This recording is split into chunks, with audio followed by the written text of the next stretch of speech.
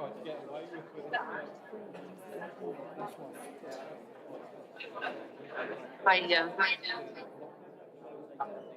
Hi.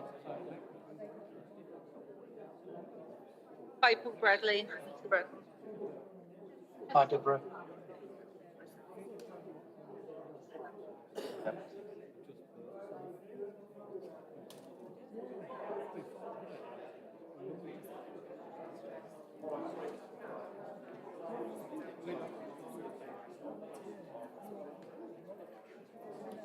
There's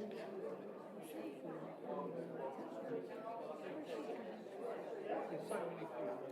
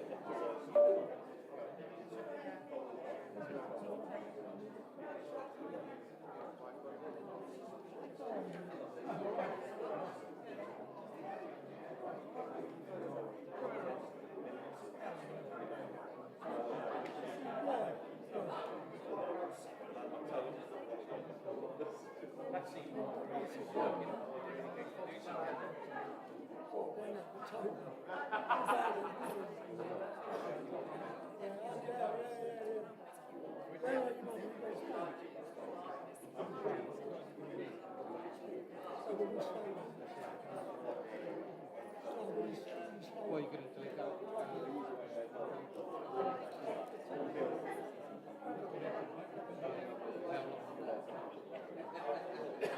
Well, I think we'll find out how to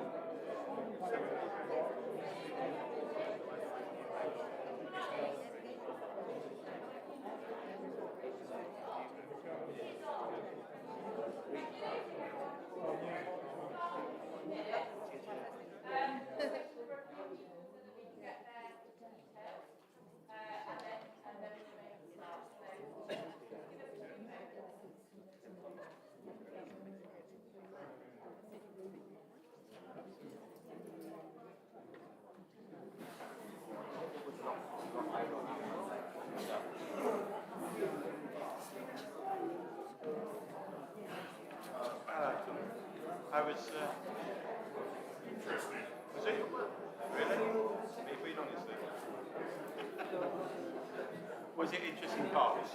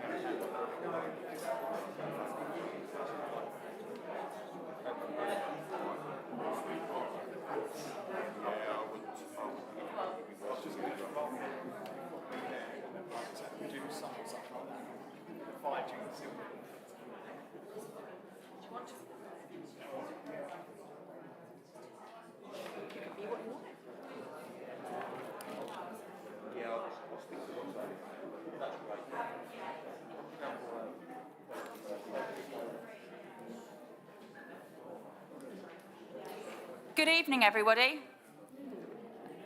Thank you for joining us tonight. I'm Laura Church. I'm the Chief Executive at Bedford Borough Council. And we know that this has been an ongoing, really difficult time for you all. I really want to stress that at the moment, we are still in our response phase, and our key priority is about safety of all of you and the people who are responding. So tonight's meeting is a follow-up from the one that you had on Monday, and we listened very carefully to you in saying you wanted to understand a bit more about the situation and what is happening. So what we've got for you tonight is a panel of some of the responders and also the agencies that have been supporting us in the response.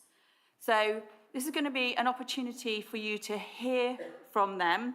It's really important that we've got the time for you to listen and digest. So we're going to ask that we are only going to do questions at the end when you've heard from all of the panel of what's been happening since Monday. So you will get an opportunity to answer questions. And what I'd like to do first is introduce the panel. So I have from the Fire Service, Assistant Chief Fire Officer Jim Davies. Hello there. The fire duty silver, so that's who has operational control of what's happening at the moment, it's probably the best summary, Rob Hewitt. From the British Geological Survey, Dr. Jonathan Chambers. We will be joined on screen by Paul Bradley from the Health and Safety Executive.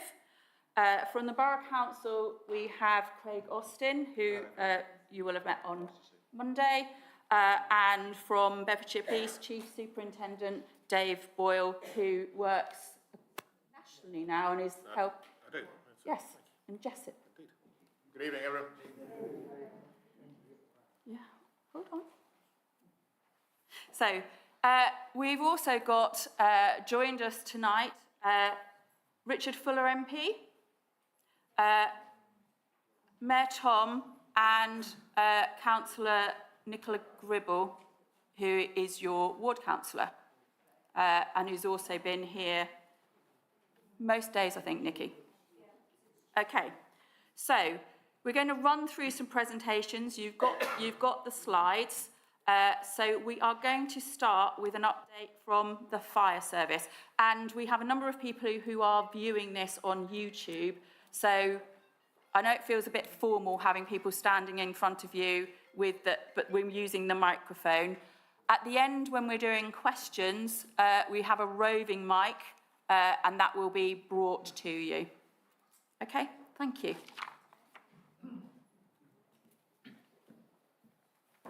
Thank you, Laura, and thank you everybody for welcoming me back from Monday's event where we came and spoke with you then.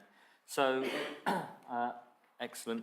So, just to provide a bit of a situation really regarding the Fire and Rescue Service. As you know, Saturday morning we attended an incident where an explosion and subsequent fire at a residential property in Cleat Hill, which I'm sure you're all aware of. Unfortunately, and very sadly, that resulted in one fatality and a second individual seriously injured. At that point, on arrival at the incident, obviously it was a very dynamic and fast-moving situation, but very quickly we put in, as we always do, emergency cordons, and that's for the safety both of personnel and for the public. And that cordon remains in place now in the affected area to ensure the public safety and to allow that investigation by the Health and Safety Executive. The ongoing investigation of that is carried out by the Health and Safety Executive, Bedfordshire Police, as well as Bedfordshire Fire and Rescue Service as part of our fire investigation process. Residential access is still being controlled both on the outer cordon by the police and on the inner cordon by the Fire and Rescue Service.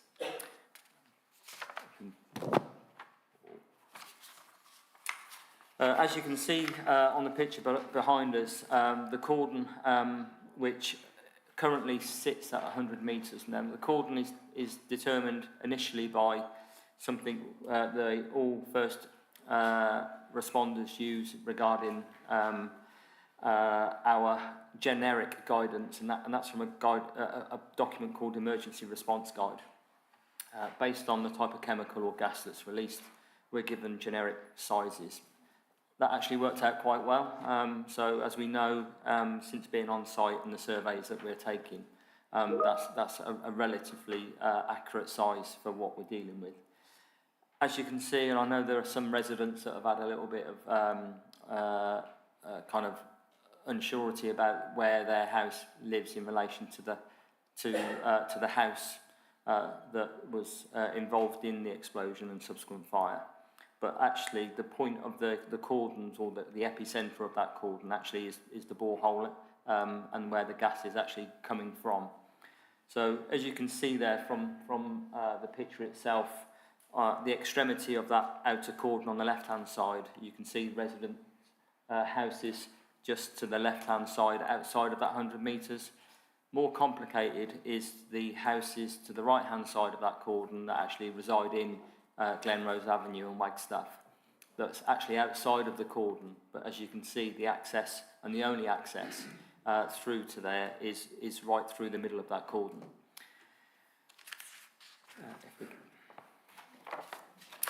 So, as mentioned there, our first emergency call was received at 7:37.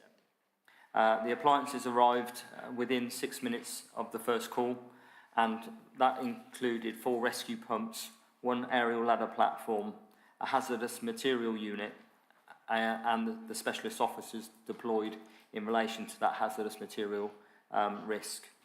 Firefighters tackled the fire and contained that in order to prevent that further damage.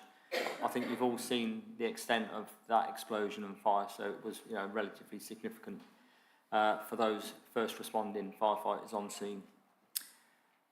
We continue to work alongside the police and ambulance services to manage the scene, particularly in the early stages, where at that point we didn't really understand the full extent of the casualties that we might be dealing with. The management of that cordon, as I said before, really it is there to put protection for the public as well as our responders, and it's to ensure that that the safe and effective investigation can take place. As you've probably seen, we've had quite a lot of coming and going over the last few days from different agencies, and the materials and the equipment to support that.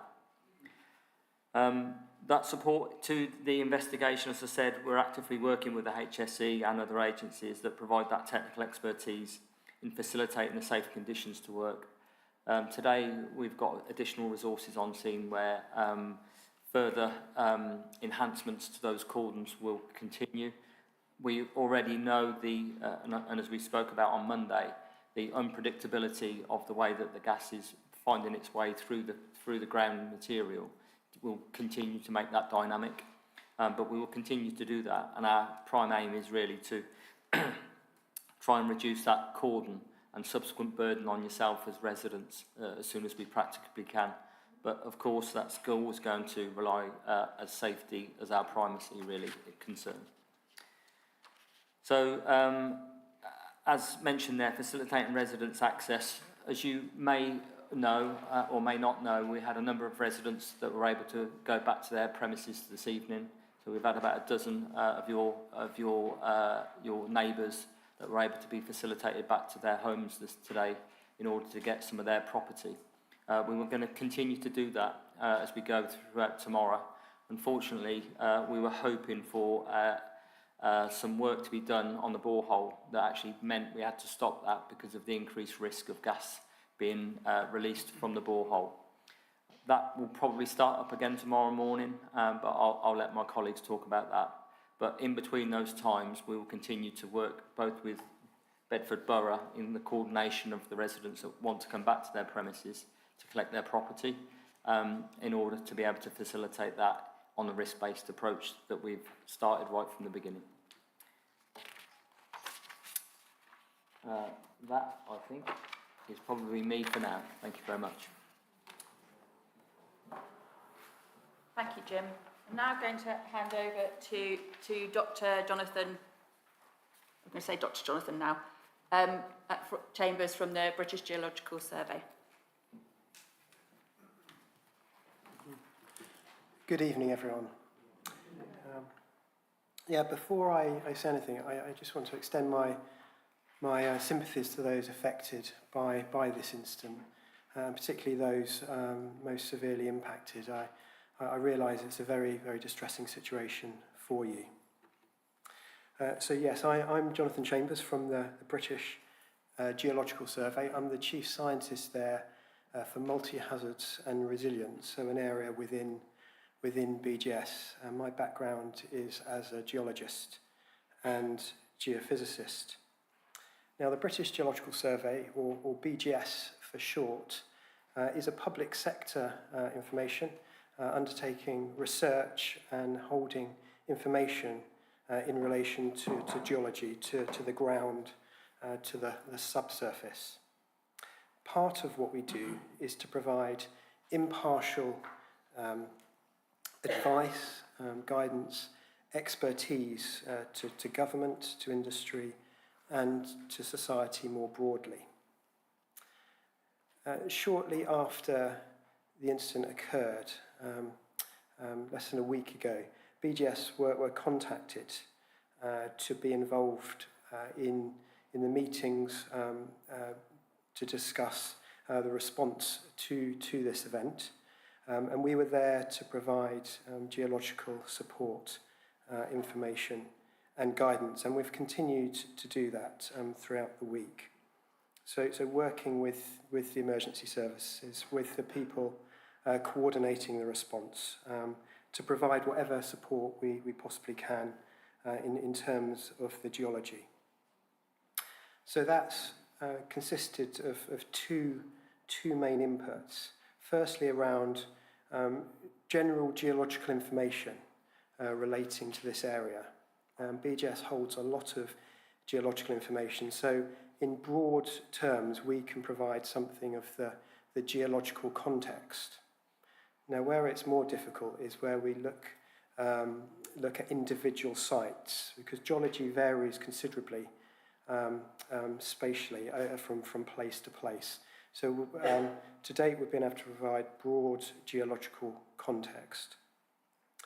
We've also offered our services in terms of monitoring soil gas, and that offer was accepted. So my colleagues from BGS have been on site, I think since Tuesday, making measurements of gas emerging from the soil. And this is to complement the gas monitoring that is being done by other organisations, particularly with respect to the houses and gas in the air. At the moment, we've been working across the site within the cordon to do first pass, if you like, sampling of gases. And what we've observed in places are elevated levels of gas. And of course, we're passing that information on to the Health and Safety Executive and other decision makers to support them in the work they're doing. The plan is to continue this monitoring so that we can understand how gas is changing over time in terms of the gas emerging from the ground. So they're the two principal BGS inputs, and I'll be happy to answer questions from you when we get to the Q&A session. Thank you.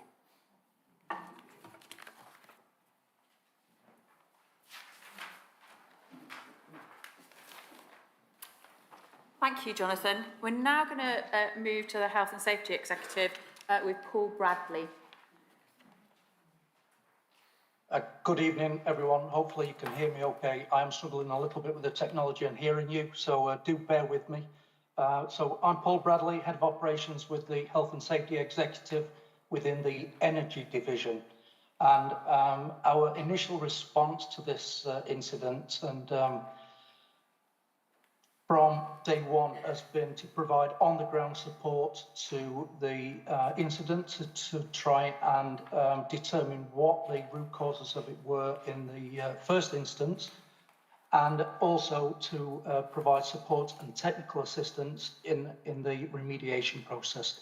So as part of the multi-agency and local resilience forum team, we've been a party to all of the key decision-making, helping to make sure that the work can be done as quickly but as safely as possible without any delay, because we do understand, obviously, the frustrations and the anxiety that everyone is going through and the subject of this. So I do apologise, it is taking a while. We do have to take a measured approach to protect both the residents and those working on the borehole currently as well.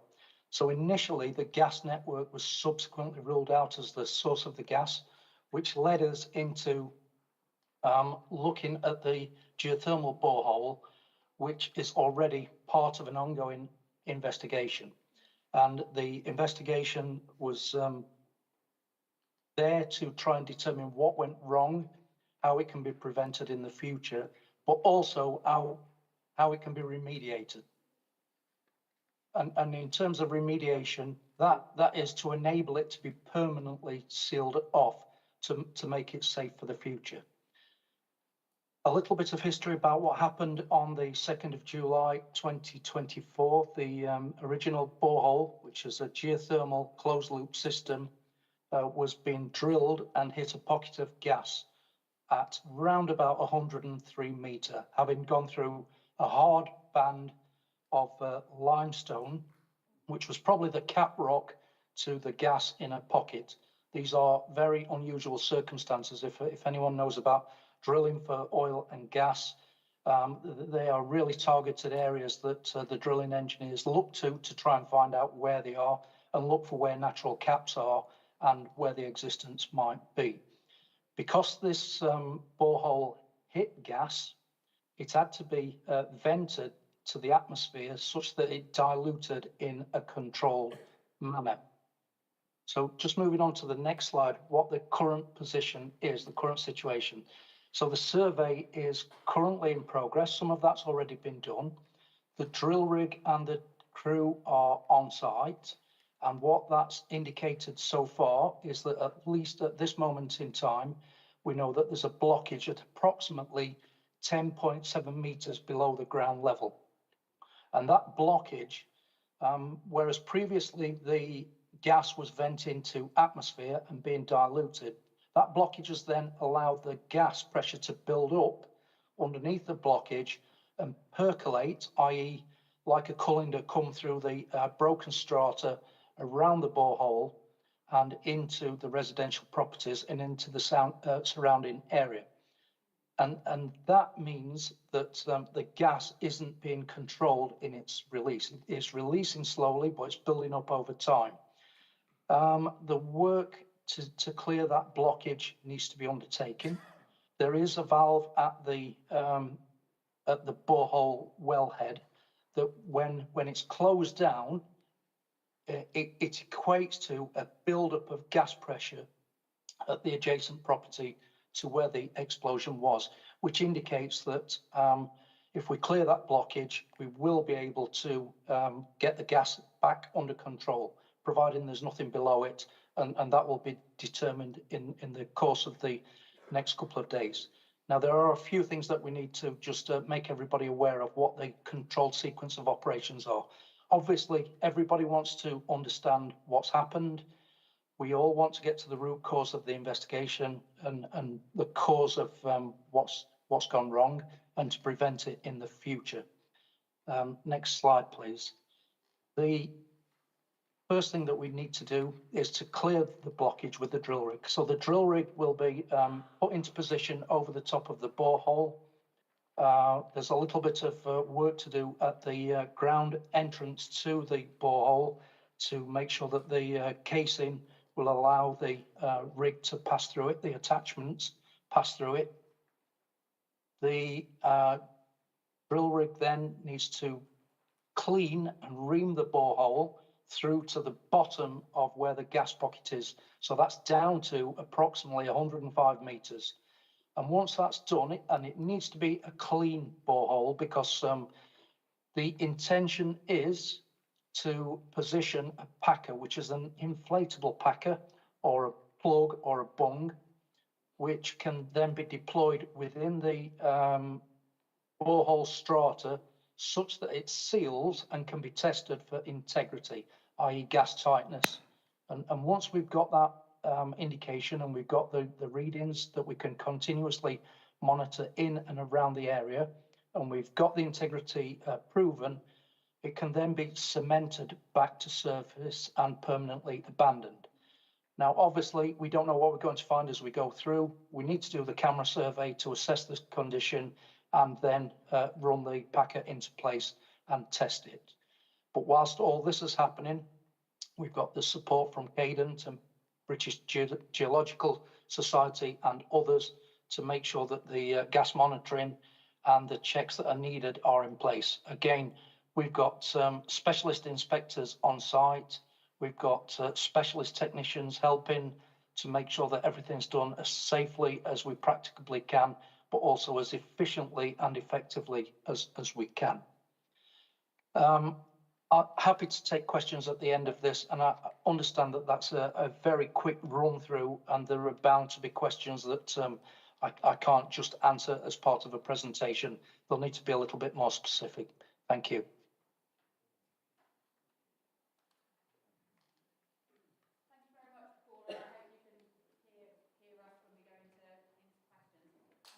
Ask Craig Austin from Bedford Borough Council to give you an update. Good evening, everyone. I've got Bedfordshire Police up there. I think somebody needs to... You can take mine from me. Yeah. If we can maybe go to the next slide that says Bedford Borough Council, please. There we go. So, officers are liaising with residents, and I'm going to take this opportunity to, first of all say that, a time of reflection for me in terms of how the borough responded initially needed to, we've learnt a lot, and I hope it's starting to come across and starting to get a lot better. But they're liaising with residents to provide ongoing advice and support, and to establish how the council can best assist with whatever needs are required. We've also opened an advice and support centre at St Mark's, and obviously a big thank you for St Mark's to be able to provide us with that facility. We've set up a 24/7 emergency helpline for residents, and we send text updates now to residents throughout the day. We've made quite significant progress in working with all partners to allow or create a safe system for us to, for you guys to access your properties when we can, or when you can, within certain radiuses and so on. And that's designed to work towards all residents being able to access their homes and collect belongings and essentials that they would need for the next 4 weeks. That 4 weeks is something that I know Mr Simpson raised about, saying let's have a plan. Let's not just say every 24 hours or whatever. Let's have a plan over a particular point of time. Well, I can tell you now that we have also made some progress in creating that plan as well, which then is going to be a multi-agency plan, so we can be able to project that to you all, which we are aiming to do by next Monday. Okay? And we're just generally making direct contact to residents by phone where it's identified that, there is a need to make safe access. So just looking at some, next slide please. Just looking at some of the figures of what's happened so far, 25 households have been accommodated, and I think there's been some movement in terms of some of the accommodation that was first initially, overnight or first few days, and then moved them to other accommodation. And we'll look at these things as we go forward, depending on how long this lasts as such, and I mean that in a positive way, not in a trying to, I think I was asked by Christina, are we going to be, saying to you there's a line and then that's it? Well, the line to me is when you've gone back to normality. That's where we'll be, providing that support for. That's what we're there for, as amongst other things as well. Welfare assistance, some of you may know, and hopefully, if you don't know, you'll know now that there's a support package out for people in relation to some one-off money for some clothing and some money for food as well. And that is going to be there and going to be as we go forward again until we, till we get to a point where it's resolved. We've got an emergency helpline in place with 134 calls have been answered, about a waiting list of around about 2 minutes. Is what I've been told. And again, at St Mark's Church Advice and Support Centre, which I think has gone down particularly well for lots of people to be able to be here and to be able to maybe get on access to Harold. I know that you were doing some work on the computer the other day and so on and so forth. And again, that's not just the only thing that we're not looking at. We're looking at other things as well, whether or not, for those of you that work from home and so on, maybe we can provide other support as well. And then, and part of that is what I would like to do as a next stage is create a sort of residents forum, so you can start to find out what you need, what your needs will change as you go along, and then we can then start to adapt what we can provide for you. Providing you some office space, so for example, at Borough Hall or somewhere else, whatever it is that's needed. But you've got that customer services, housing, citizen advice is here as well, social services support for those people that feel that they need it, digital assistance, there's a PC, there's Wi-Fi available here as such as well. And we're getting around about 20 people a day, which is quite significant. And every time, and I know I visited it, it was busy, but it seems it's even busier at other times as well. And I know Councillor Gribble has mentioned that when she's been here, has been saying that, you know, it's been really, really busy and well taken up. We, result about the security, we now got security in place overnight, which starts tonight, actually, funny enough, that we've managed to get somebody to resource just at the back of the golf course, so those properties that go onto the back of the golf course. And that will continue as well. And that's not to replace the police or anything, that's to, you know, to enhance what the offer is as such, to make sure that we've got that security.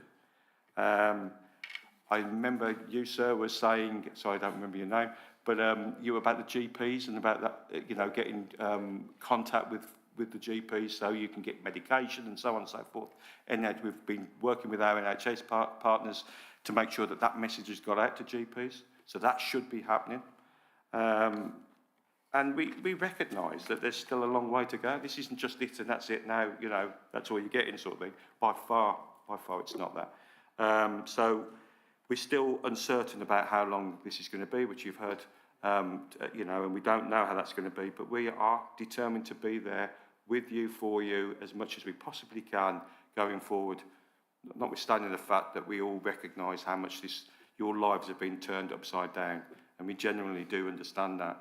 And I think the officers in the council are starting to understand that as well, as they're starting to deal with you. And I'm getting a lot of positive feedback from my officers to sort of say, wow, you know, that they're starting to get it. And hopefully that will continue. And as I said, we're working on that 4-week plan, Mr. Simpson, so we are looking at that. So then we hopefully can give you some sort of idea of where we're going for the future, for whatever time that takes. And let's hope, like somebody said, you know, after a couple of weeks, it's all sorted and we won't need to go into that bit, but well, that'll be happiness for everybody, won't it? So yeah, just to finally say, Laura did say about that we're listening, and I hope that things have changed positively for you from the council's perspective. And at the end, if there still issues, then just speak to us afterwards and we'll address them. You can get my email, I can give you my email address, and we will, you know, endeavour to deal with whatever we can do going forward. Okay, thank you. Thank you, Craig. And I think it was very helpful to have that summary of everything that has been going on and to give you an idea of what that's looking at from our perspective. So I'm now going to hand over to Chief Superintendent Dave Boyle to talk about the police position. Good evening again. Yeah, can everybody hear me okay? First, if I can say and just echo the sentiments of my colleagues on the panel and to say that I'm deeply sorry for your troubles and the anxiety and the distress that this situation is causing you. The role of the police in these circumstances is threefold, and a lot of that's already been talked about this evening. Firstly, it's for us to diligently gather evidence and investigate what's happened leading up to the situation and what's happened at the weekend. We do that very closely working with the Health and Safety Executive, but we've drafted in detectives, not only detectives locally, but also from our major crime units who are more practiced at dealing with protracted and complex investigations. And we are responsible alongside the Health and Safety Executive, as I say, for establishing the facts and what's happened. But also importantly, there's been a tragedy, there's been a death. And so we are responsible for reporting to the coroner. The second role is that of security, is maintaining the cordon that's been put in place that allows our colleagues to have a sterile working environment, a safe working environment, in order for them to do what they need to do. But also just to make sure that the public, the community, does not inadvertently stray into an area of danger. And that's why you will see highly visible police officers just giving direction and asking you to cooperate with us and not to breach that cordon until we're absolutely confident that you will be safe. And again, we will determine that based on the risk assessment that we will do jointly with our partners. The other thing, and great to hear that there's private security that's being drafted in to make sure that your properties, particularly those empty properties, are kept safe. But we, the police, will also be involved in making sure that your homes, those places that are most dear to you, are kept safe. And then the final point to say is we stand in support of all of our partner agencies where they might just need some more resources to assist with escorting people back to their homes, to be able to pick up property, or quite frankly, just to play a responsible part of our local resilience forum arrangements, which we deliver collectively here in Bedfordshire. So men and women of Bedfordshire Police, we will do what we're called upon to do to make sure that we support you, the public, the best that we can. And that's probably about it. 3 points: investigation, security, and providing resources to be able to provide you with the support, the best support that we can. Okay.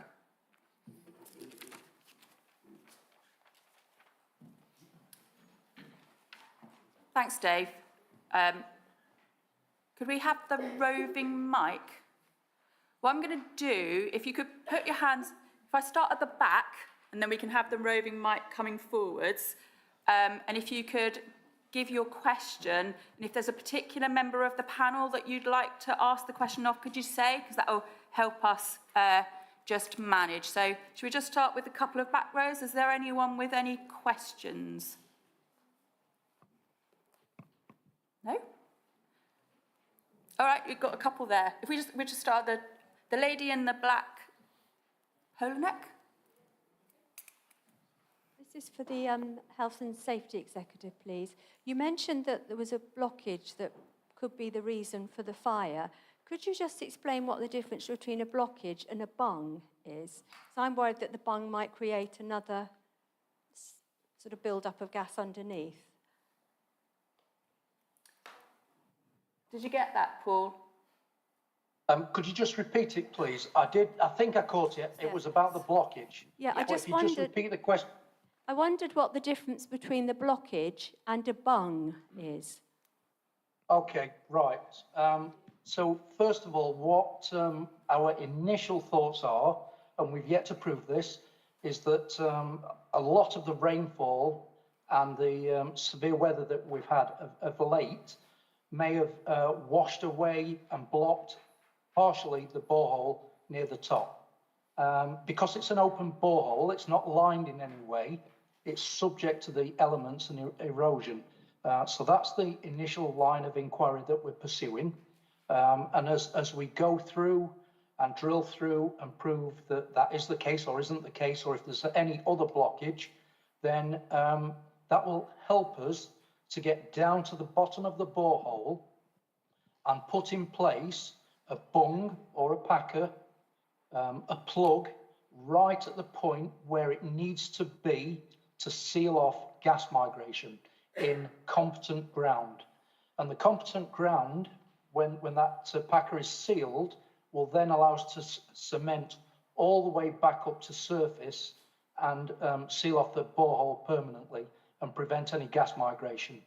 Currently, because of the makeup of the strata in that first part, it allows the gas to percolate around the blockage. And the blockage is not a full blockage, it's partial because we're getting some gas past it, and that's the first thing that the drilling contractors need to address. Does that answer your question properly? Thanks, Paul. I think that gave a very thorough answer to that question. The lady in the blue. My question was similar to this lady here, but I just wanted to understand it a bit more, because you said you think that's what's caused the explosion. Did I misunderstand it? Do you want to just say that again? I think my wife is trying to say, like, is it the natural gas that caused the explosion? Has that been confirmed, or is it the mains gas? I can pick that one up. Yes, it's natural gas from the pocket, from this pocket of gas that is approximately 103 metres underground. So it's naturally occurring gas. The majority of it is methane. There's some impurities in it. And what we do need to do, we have obviously let it vent to atmosphere, so it's diluted. And this blockage has then caused, again, an uncontrolled migration of gas into the residential areas. And that is, we believe, as a consequence of the collapse of the borehole at this minus 10.7 metre power. Any follow-up question on that? Has that answered your question?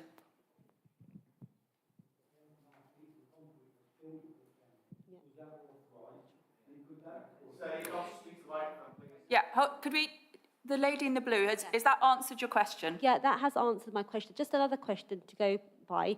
I was speaking to somebody who said, like, there's farmland down the bottom of the road, at top of the roundabout near Cleat Hill, and there's a farmland there, and there's lots of methane there. So is it all linked? Who is best to answer that? I think that's one of the ones that, if you're raising that with you, we're gonna have to do a bit more looking into that and have a bit more time for our support from the British Geological Survey to have a look at some of that. Is that all right?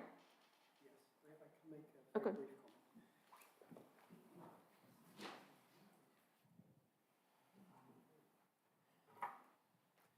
The gas monitoring being undertaken by the British Geological Survey at the moment is focused within the cordoned area, so close to the borehole.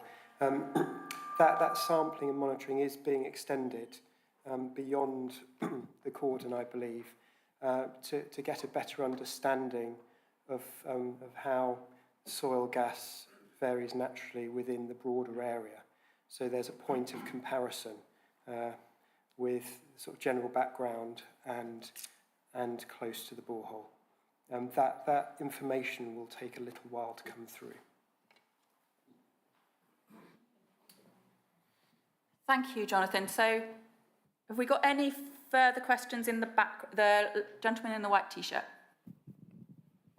Yeah, the blockage you're talking about in the top of the borehole, could it be the 8.5 metres of concrete the builder put down it, or as we understand with HSE approval, could that be your blockage? Paul, did you pick that up? So the question is, could the blockage be any capping? No, it's 8.5 metres of concrete that the builder put down it, and we've been told that was under HSE's authority. Could we just have one question at a time, and also we need the microphone. So, if I can relay that then, there's a question about whether there was concrete used to fill the borehole to a depth of 8.5 metres. Sort of. It was an attempt to fill the borehole with a foam plug, and the foam plug had cement on it, but it didn't hold, it wasn't secure, and it came back out of the well.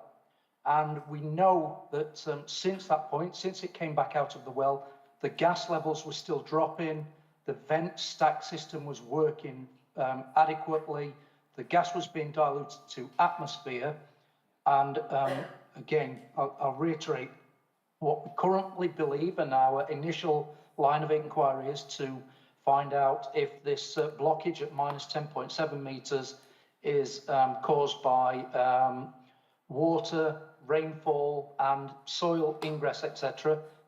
that's caused a partial blockage. There may be more further down the well. There is the possibility that there's still some cement or concrete in there.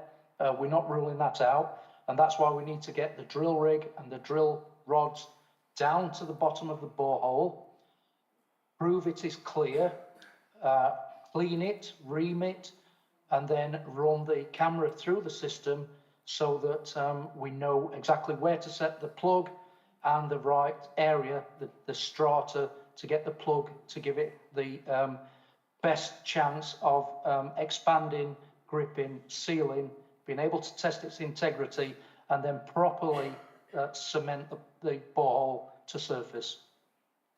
Thank you, Paul. So I'm going to go to the lady in the shirt.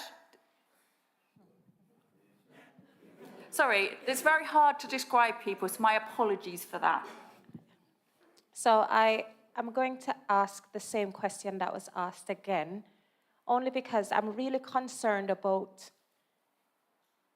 you stating that you're looking at remediation, and I'm thinking about our sense of safety when we move back to our properties. So the question that you asked is really important to me. If we are made to understand that HSE guidance was given with the original approach, what kind of security should we have with this new approach that is going to be taken for us to know that we're going to be safe when we move back to our properties? That is number one.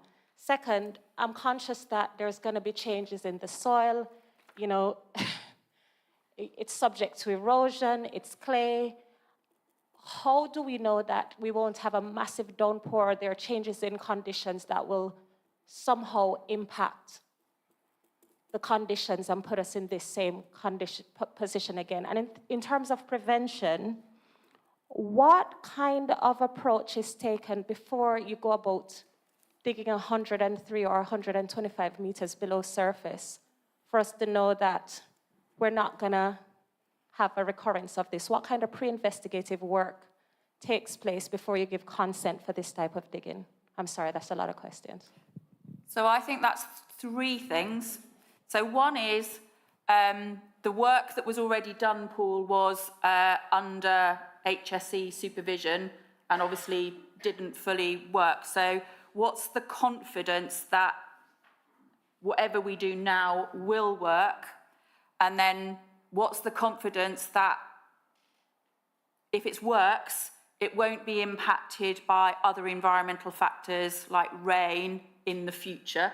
So what confidence do we have in the solution?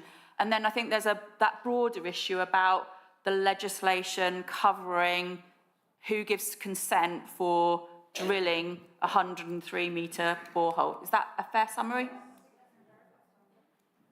Okay, I can pick that up, Laura. One at a time, I'll try and do that. So the original intention for abandoning this borehole was to use the method that's being deployed now.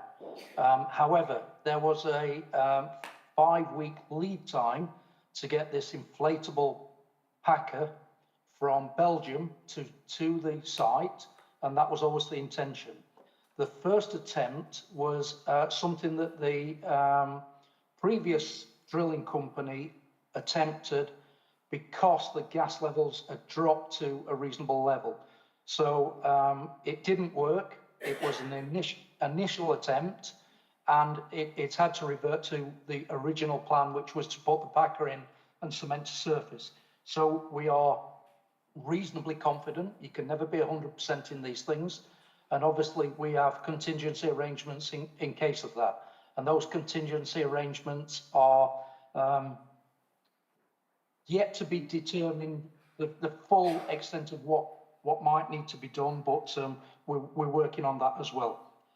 So it is proven technology. This is used in offshore and onshore oil and gas abandonment of wells, proprietary oil and gas wells.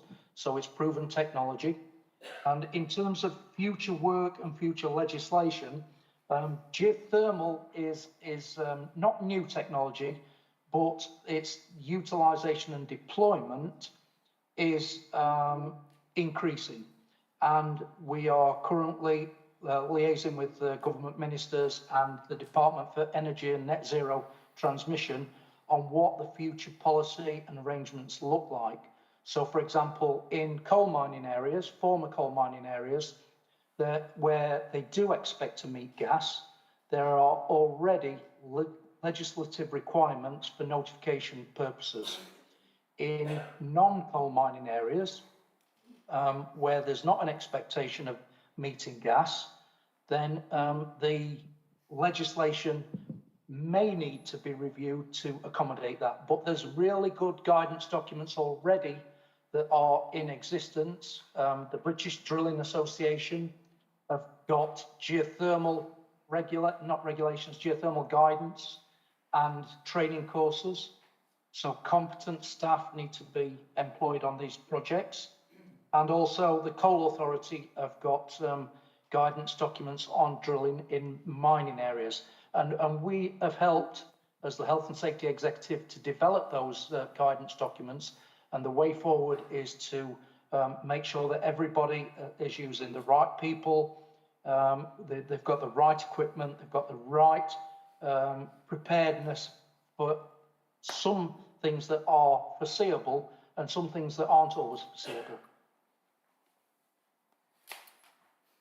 Paul, could you just, I think answering the first and so one is what you're proposing or what's being planned for the borehole now is proven technology. It's been used elsewhere.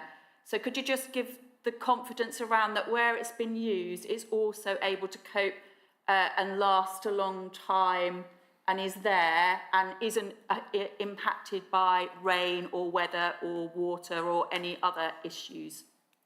Yeah, so the packer is the base to the cement. So it's the cement that does the sealing off arrangements. And as we know, the Colosseum's made of cement and concrete, and it's lasted many hundreds of years.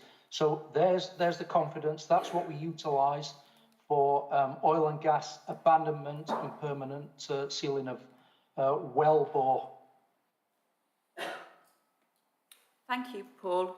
So has that answered that question? I'm going to come a little bit way forward now because people at the front. So the gentleman in the blue jumper here. Keep going. Hold on. If you could just wait for the microphone. Hello. Gotcha, okay. I live at Ravenswood, Cleat Hill, 2 doors from where Paul lived. My wife woke me at 10 to 7 in the morning after the explosion. It went off about 6:45, something like that. When we looked at it and we saw the absolute inferno coming out of it, we couldn't believe it, obviously. But all the talk tonight is about the borehole and how you're going to plug that up and how it might have, failed and the rest of it because of the weather. When you look at the map here, the borehole is not by the house. The house is a little way from it. And the only sign of any flame coming out, and it was absolute inferno coming out, was through the house. There must have been so much gas in that house that it just blew the top off of it. And that wasn't out the borehole, it was out of the house. So could you tie the two up for us to see how that could possibly happen? We are looking in the right place when we're looking at the borehole all the time, are we? And not the house. Okay, so who's going to best to answer that question? Rob. Thank you. Hi all. So your question is a really good one, and it takes a bit of explaining in the sense, if you get a gas that's releasing out the borehole, as it's in the borehole, it's what we call really rich. So you could take a lighter to that, and it won't light because it's too rich. It's not in that flammable limit. Likewise, if it goes into the air, it gets too lean. There's an ideal mixture. So inside that house, however it got in there, and we don't know yet how, however it got in that house, it got to a point where it reached what we call the stoichiometric mix, the ideal mix. At that point, we have an ignition, spark, anything, it will catch fire. And that's why you saw the house go and the borehole remained dormant. So that's where we are. Thank you for that explanation of it. I think that's something that's you have to think it through, don't you? So that was a very good explanation. So thank you. Is that okay? Okay. Lady from the ambulance service. Like the man behind me, my parents live 2 doors down, so they live at number 3 Cleat Hill. I've got a few questions that I want answers to. Who allowed the work to resume at the site? Were the British Geological Society involved from the outset in July? If we know from the outset we were dealing with an unprecedented situation that's never been come across in mainland Britain, which was what the fire brigade told me right on the outset on the 2nd of July, why has such a slapdash approach been applied from the 2nd of July until the explosion? With regards to the work resuming at site, which I believe was last week, from what my parents have told me, I've also had Cadent Gas Company at my own personal house, which is in Brickhill, for an unrelated matter. Cadent have been monitoring up and down Cleat Hill, Glenrose Avenue, Wagstaffe Close. They have said to myself that actually a lot of cement was put down there, and that is what has caused this explosion. If that is the case, then who was accountable and who allowed that to happen? Because surely a local builder, if we're dealing with an unprecedented situation that we've never come across before, that should not be down to a local builder to decide that and to oversee that. All these people that are sat here this evening need, and rightly so, they need answers. And the presentations that you've done, fantastic. I do this at work as well, but this does not take away from the anger and frustration. My parents are right in the firing zone. They will not be back in their property for months. I'm under no shadow of a doubt that that will be the case. But I want to know, and these people, they need answers.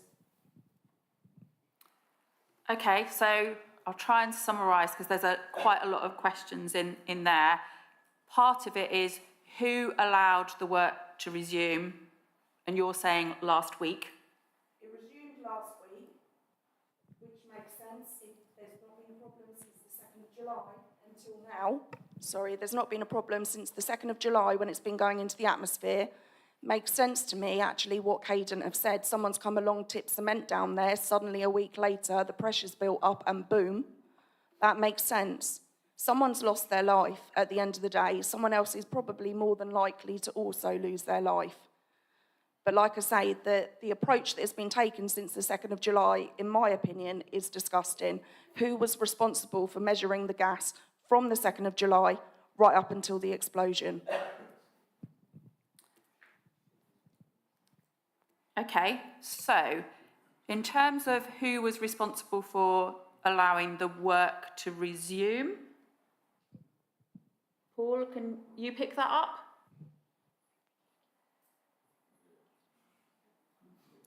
Paul, did you pick that up? Sorry, Laura, I take it that was addressed to myself. Just bear with me while I just think about what the question is. Who allowed the work to resume at what point? The suggestion is that there was some work undertaken on the borehole last week, and that included the pouring down of the cement. Is that what the suggestion is? Well, so we seem to have a slight difference in the room on that, around what was going on.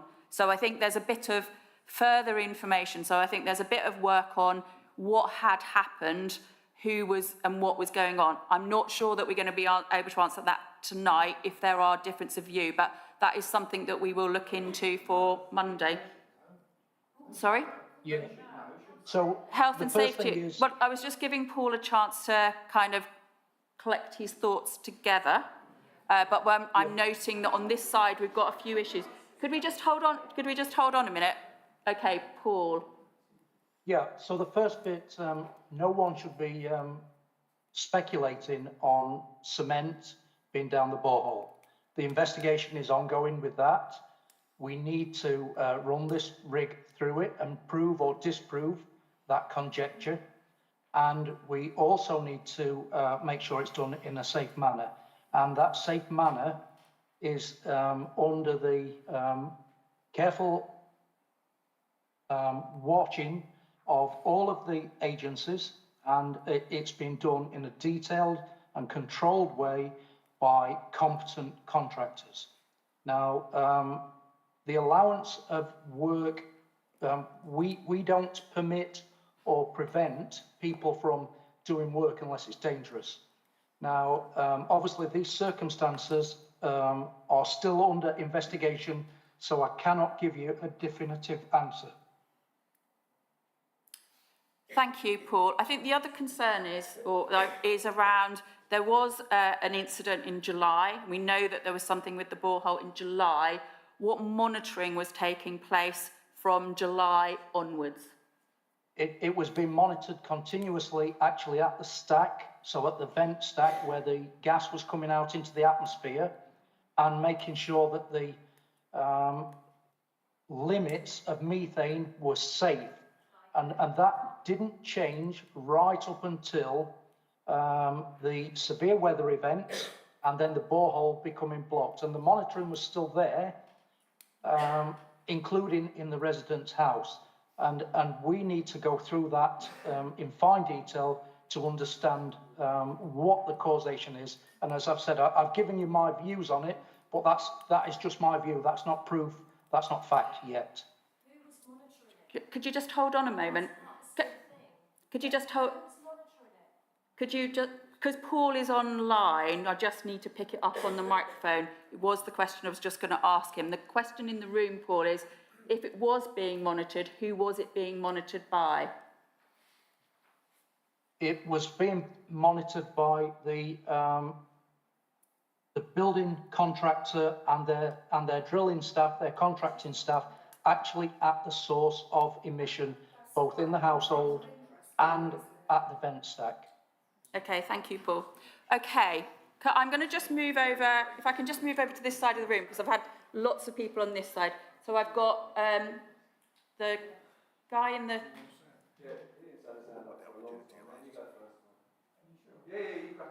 Okay. Ian, then. Sorry, I may be being a bit dense, Paul, but I thought I heard in your answer was it's very safe, it's been proven technology, we're good to go, Coliseum and all that. But I heard in there somewhere something about reasonable confidence, and that made me almost fall off my chair. So that's one question, if you could clarify that for me. But also, if this all goes to plan in terms of releasing the blockage, bunging up or putting the plug in, then building the cement, what kind of timelines are we looking at for that, please? So 2 questions. Thank you. Did you get those, Paul? If you'd just please summarise it. I did get most of it, but not quite all of it. So the first one is when you were talking about this method of closing old, it's proven technology, but then I think you said you were reasonably sure. There was just a question of what do you mean by reasonable? I think it's probably a fair summary. And the second part of the question, I've completely forgotten now. Oh, the timeline for, if we know that this remediation, what's the timeline for that happening? Okay, yeah. So my reasonable confidence is based on things can go wrong. This is not fallible, that there are circumstances where, for example, the packer, because it's an inflatable packer, might not hold securely in the first instance, but doing what we're doing, taking the controlled step, making sure it's drilled through properly, making sure it's clear, determining what the depth of the strata is, what the nature of the strata is, will give us much more confidence, and we will know very quickly, hopefully tomorrow, first thing tomorrow morning, I'm estimating 8 o'clock, the rig crew will be setting up, working on the surface operation there with a view to moving through the borehole, clearing it, getting the packer into site, inflating it, testing its integrity, and then beginning the cementing operations. And so in the next, I would suggest 24, 48 hours, we'll be able to give a more confident answer about the timelines.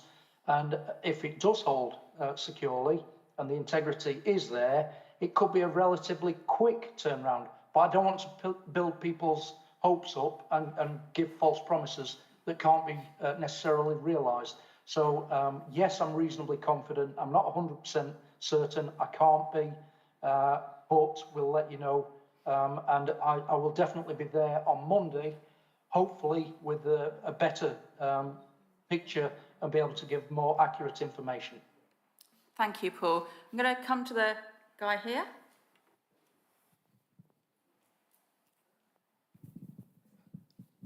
Hold it close, yeah? Yeah, thank you very much. Just to say, firstly, thank you to the council. I would reiterate, I think since Monday there's been a lot of improvement in communication and that, so thank you on board for everything you've been doing, as well as, obviously, all the blue lights who have been in the place, keeping the place safe. Thank you ever so much for that continued approach that's been happening. I've got a few questions for the different parties here. I'll give Paul a rest for the moment, but I was going to come to Professor Jonathan, if that's okay. Firstly, as it's been mentioned, this is obviously quite industrial, the drilling and things that go on for this. I just wanted to know, were and are the BGS consulted when these heat pumps are being done for the boring and drilling? And the reason the question is because you kind of correct me if I'm wrong, you said that with the natural limestone, that acts as a natural cap to natural gas that could be there. So are you consulted prior to the drilling to see if there is limestone to then think that is an appropriate place to go drilling, or is it completely just done and just chosen there's a spot we're going to go for it? Are you able to give that clarity, please?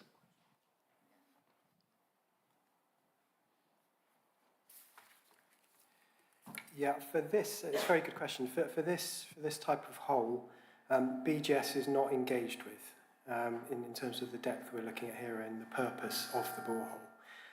And I should say BGS is not a regulator.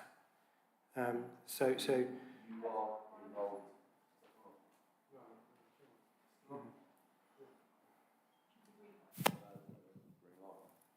It sounded like you're obviously got the expertise and you know the ground, you know what the outline is. If we drilled down a couple of 100 metres, you've done all that mapping, shall we say, especially with the technology you have today.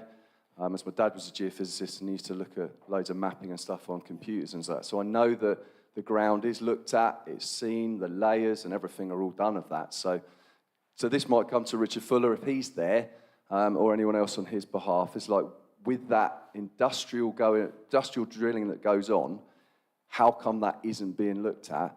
As I'm very confused as someone who is, again, as I mentioned on Monday, who drilled 120 metres into his back garden, that this isn't looked at. It's in a total residential place. And Paul mentioned that this type of drilling and work is done by offshore, so that's not with any residential places or anything of that nature.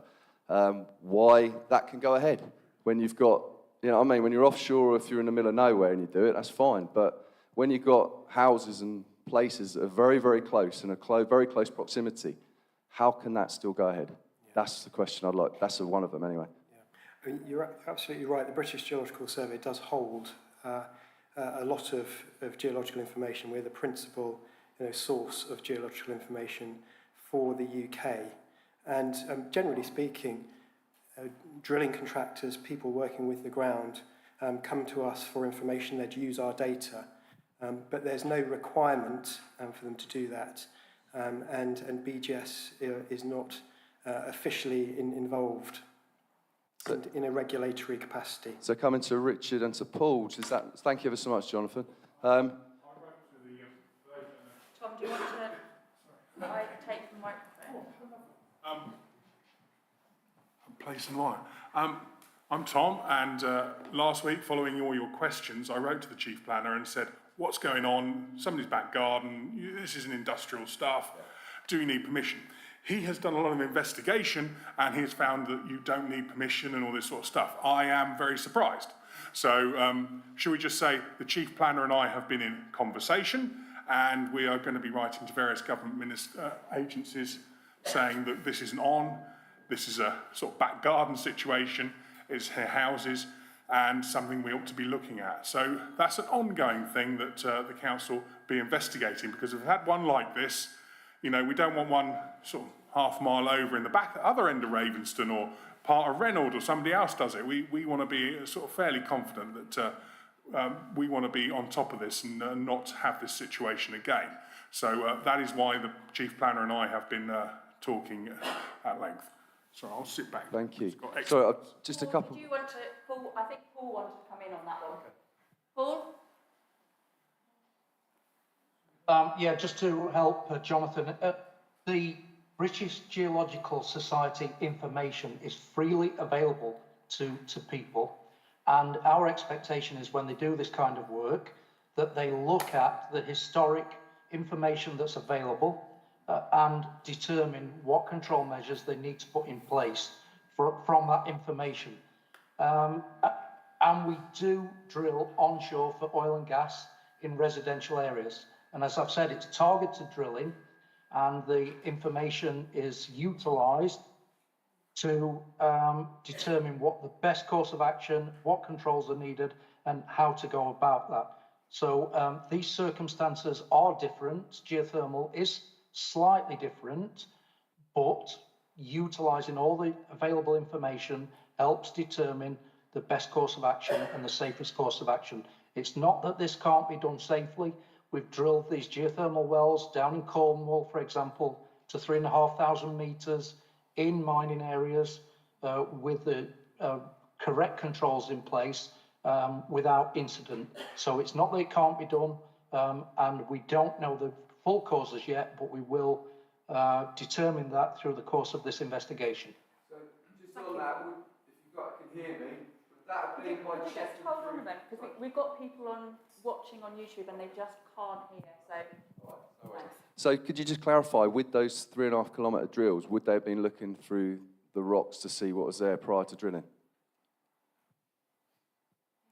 Looking through the available records, yes, they should be looking through the available records and also looking at previous boreholes, etc., that have been drilled. So that's what's known as offset data. So using all the information sources, doing their proper due diligence before they undertake any of these activities. Okay, thank you for clarifying that, but I mean, I have different opinions about that, and I think we need to move on. Just a couple more questions. Just firstly, with the pool, just to know, with that type of drilling, would HSE be involved from the start, or is it only come involved when something seems to go wrong? With industrial drilling of that nature, please. Industrial drilling of a geothermal nature, if it's in a former mining area, yes, we are notified of it and we are involved in that, and we look at the notifications. If it's in a non-mining area, it's not mandatory reporting to ourselves, therefore we don't look at them. However, in the circumstances where we know that there could be issues, we've already, I've been around the country talking to drilling engineers, drilling companies, along with the Coal Authority, along with the British Drilling Association, to get the message out about geothermal before this incident, of all the kinds of due diligence that needs to be done, and the expectations until government policy is finalised and DESNES policy is finalised and the regulatory approach has been agreed to do their proper due diligence. So it's not that we're not doing things about this up front. As I've said, I've toured quite a bit of the country talking to people in these kind of circumstances, and BGS have fed into that information as well. Okay, thank you. I mean, again, obviously I think people have different opinions of what we've just shared. I take it that's the government policy, and what I'm hoping is that there will be a full and public investigation and shared with us residents exactly how it went about with all the different protocols and the sort of the way that it has started, because obviously it all came about from the 2nd of July onwards, but this was all going on way before the 2nd of July for it to be in place without any knowledge of my knowledge that this was going to happen pretty much in my own back garden, should we say. So my last question, and I do apologise for hogging the mic for the moment, but as it's been mentioned about where the borehole was and how the gas had travelled towards the house where sadly there was an explosion, can the fire brigade or anyone else just clarify, living at 3 Glenrose Avenue, 3 Glenrose Avenue, probably about 80 metres away, was my house at risk that I could have blown up, please?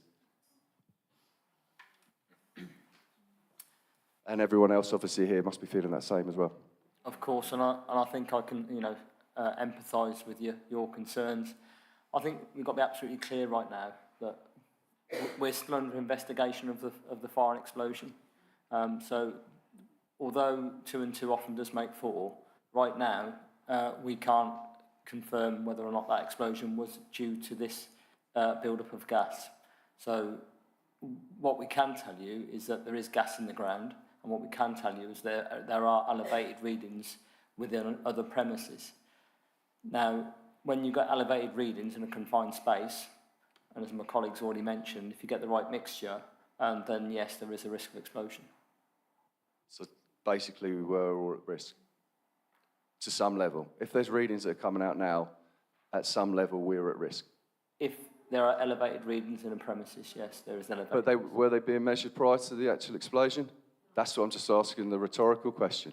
I'm glad you said I think we'll leave it there, yeah? Thank you very much. Thank you. Did you have a question for someone? The HSE were involved in July, and did you make the decision that the builder was competent enough to take those readings without supervision? What made you think he was competent to do that? Paul, did you pick that up around the competency of the builder and the drilling operator to take the readings of gas?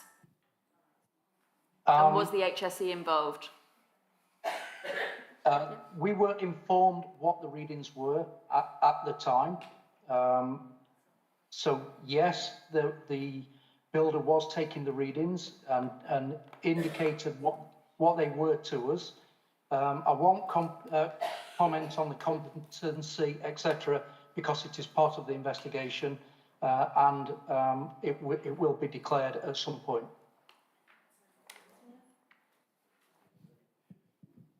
Paul, just one more question. So, you know these, the builders or whoever they are, they had to have been MSc certified to carry out this drilling. So there is standards that they obviously haven't complied with. That is one of the requirements.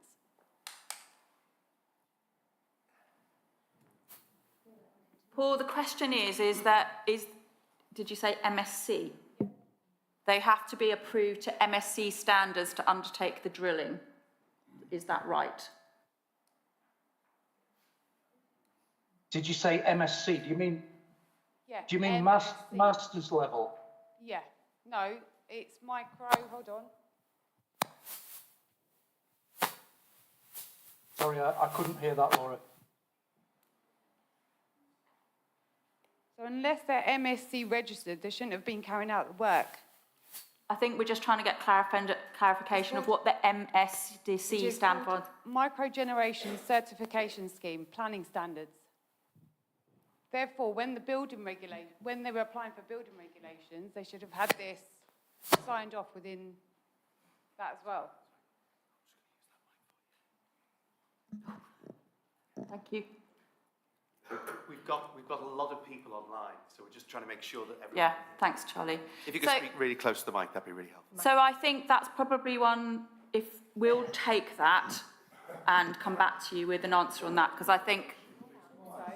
All right. Just one more thing. Come in for a minute, is that all right? And I'm really mindful that Paul's kind of fielding a lot of these questions, and quite understandably so, because he's got the specialist knowledge to be able to answer them. The only thing I wanted to perhaps come back to is you asking understandable questions in the circumstances. We are at the beginning of what will be quite a long and protracted investigation. What I can tell you, within Bedfordshire, you are very well serviced by a coroner who is particularly intrusive, and she will expect that all of the questions that you are asking here this evening are answered to her satisfaction. That will be a matter of public record. That will happen in public. And I know it's really difficult because you want to know here and now, because you're worried about your own safety and what you're going back into. I wish I could say that we could do this investigation quickly, but we can't do it quickly and do it thoroughly. But what I can do is give you the guarantee that we will do a thorough investigation for you and that it will be open and it will be transparent. Just wanted to kind of make that point, Laura, if that was okay. Thanks, Dave. That was very helpful. So if I kind of go, is there any more questions on this side of the room? Yep. I'll come back. Not sure who it's for. Probably fall on Paul's shoulders again, but if we have reasonable confidence that the new intervention should be successful, why would that not have been implemented in July at the time of the original incident, or am I missing something? Did you get that, Paul? I did, and I think I've explained this already, but I'm happy to repeat it in case I wasn't clear enough. So in July, the intention was to do this very repair, utilise this methodology. However, there was a delay in the procurement of the equipment, the packer from Belgium, which had a waiting time to get it. And that was the intention from the off. Thanks, Paul. The lady... Thank you very much. I just want to know what plans there are post this operation. If everything goes well and everybody goes on off-site, what monitoring will take place after that? Did you pick that up, Paul? So it's, if this is successful, what's the ongoing monitoring that's going to be put in place?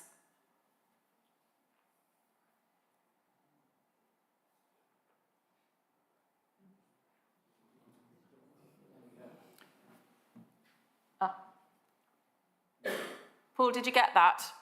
I got that. It is probably not an answer for myself. It's more likely an environmental agency type question and something to agree with the local authority. But happy to support in any way that we can to make any recommendations. So I think that we'll take that one and look at what we can do. So are there any further questions on this side of the room? I'm going to come back to the gentleman in the pink tie.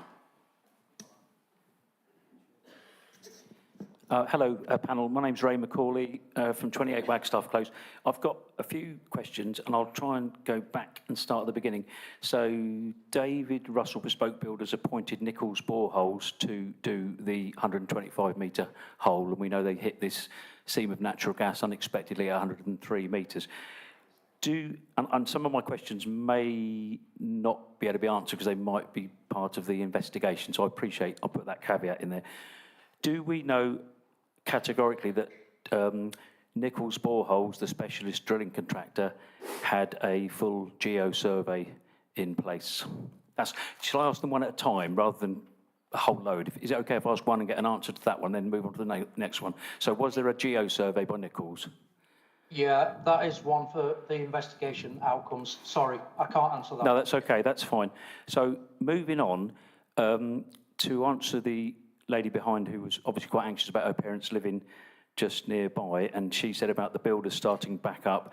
I think I explained on Monday that I've had some interface with Paul, with Mick Hewitt, the builder, and site visits. Because of my work in construction, I was asked by the Wagstaffe Close residents, would I be the interface? And we all know, obviously, what happened around about the 4th of July. My understanding is that on the 26th of July, and I wasn't around then, there was 8 metres cubed of concrete poured in that initial attempt, which you eloquently described, to plug the hole. That failed. I don't think there's a suggestion that that concrete was at minus 10.7 metres. I think it was a lot deeper.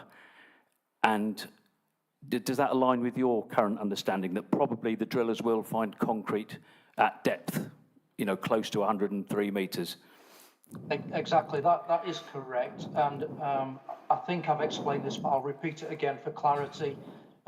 Post that attempt, yeah, the vent stack did release the gas in a controlled manner, so we do not believe at this point in time, we could be proven wrong, that it is only a perception, it's not fact, that it's not necessarily cement or concrete that's causing the blockage, but I believe it to be borehole material. That's why we need to do the drill, the ream, and the camera survey to get a definitive answer. Thank you very much for that. Now, just quickly moving on from there, I mentioned on Monday that Mick Hewitt from David Russell Bespoke Builders, i.e. the main contractor, they obviously appointed Nichols Boreholes, and you mentioned that there'll be some investigation. I know from Nichols Boreholes and from my involvement as the street representative, for want of a better word, that Nichols Boreholes had been doing this type of work for 15 years. They'd often come across aquifers and water, but never come across gas. It was unique in their experience. So I thought I wanted to clarify that the natural venting of the gas and the tower that was put up, in my humble opinion, and I'm only a layman, I know, but I believe that was working adequately and well. And I walked the site with Mick Hewitt, the builder, at least twice, and Paul, the owner, who sadly has passed away, he sat in his wheelchair watching us, and there was no gas readings anywhere around the site unless we climbed to the top of the scaffold tower, and then his meter went off the scale. He turned the valve off, turned it on, and obviously it was all venting out naturally. I absolutely subscribe to your theory, eloquently explained, that something has changed. Now, interesting enough, the builder told me 2 weeks ago that the gas had stopped coming out of the hole 2 weeks ago. And I think maybe the presumption, and probably wrongly, was that the gas had naturally exhausted, the seam of gas was exhausted, whereas it sounds more like, sadly, possibly water has infiltrated, as you say, affected the integrity of the borehole and caused a partial blockage and forced the gas horizontally, as what your suggestion is. But I just wanted to say, I think the builder didn't pour any additional concrete down, to my knowledge. The works that were started on site, I don't know if it was last week, it was probably, can't have been last week, it was a bit earlier than that, was bricklayers and block work and that type of thing, above ground works. You know, in other words, they felt comfortable to restart the superstructure of the building. So I think, to my knowledge and my discussions with the builder, there was nothing done to that borehole post the 26th of July when the original plug failed. And my understanding and my knowledge and what I've seen and what I've witnessed, and I've got photographs on my phone, which I'm happy, obviously, to share with the authorities. I've got photographs of the readings I took when I was with Mick Hewitt, the builder, and they were all zeros. So I just think that's probably important to share. Moving on from there, and the bit that we're all interested in, and I understand this technology is proven offshore, and obviously there's bright minds that have come up with this inflatable bung. I'm interested to know, once you get the drill tomorrow, hopefully, get through the concrete, get to the bottom, establish where to put the bung, how long do you leave the integrity testing for the bung to sit there before you plug it with concrete? Or is it pressure grout or cement? You're calling it cement. In my experience, I thought it'd be like a pressure grout, but I mean, cement, pressure grout, concrete, whatever phrase we're calling it. I'm kind of thinking that I'd feel very comfortable if the bung is proven to stop the gas coming out, but how long is it left before you then cement or pressure grout up? Because at that point, getting back down 103 metres becomes a lot harder if you've got to go through hard concrete. So how long for the integrity test to say, yes, it's worked? You mentioned in your thing maybe pressure grout the next day. That felt to me premature. So it's a really good summary that you've just provided, and that aligns with our understanding of the situation. And again, without compromising the investigation, your summary was very good. And in terms of integrity testing of the packer, it can be tested very quickly. It's got built-in arrangements to do that. It's got a non-return valve in it to enable us to pressure test it. Ideally, we'd leave it as long as possible, but obviously in the interest of doing things properly and trying to get people back into the homes as quickly as possible, but safely as well, we'll determine that. It may be 24 hours, that's been suggested. We're still reviewing that at the technical committee level as to what we see once that packer is set and we start to do the testing, and we'll very quickly get a picture of that. So not yet a full decision on that length of time, but 24 hours has been suggested. Unrelated to the borehole. Just, I'm conscious that I've got other people who want to ask questions. If that's all right, we can come back. So, is there anyone who hasn't already asked a question that wants to ask a question? I have 2 questions which have been asked online. Oh, thank you, Charlie. We've got over 30 people online, so it would be nice if they felt that they were taking part. I think they're more or less the same question.